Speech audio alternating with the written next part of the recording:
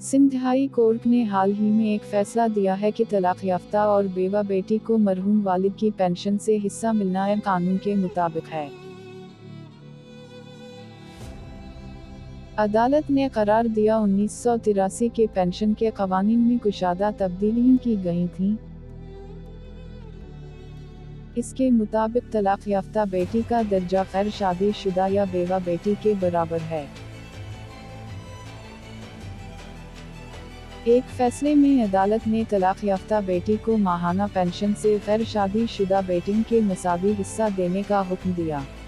अदालत ने यह भी नोट किया कि अगर मरहूम की बेवा जिंदा हो तो पेंशन की हकदार सिर्फ वो ही होगी, मगर बेवा की मौत की सूरत में पेंशन के हकदार दूसरे वारसान होंगे, जिनमें 21 साल कम उम्र बेटे के अलावा गैर शादीशुदा बेटियों और बेवा या तलाक याफ्ता बेटी भी शामिल है।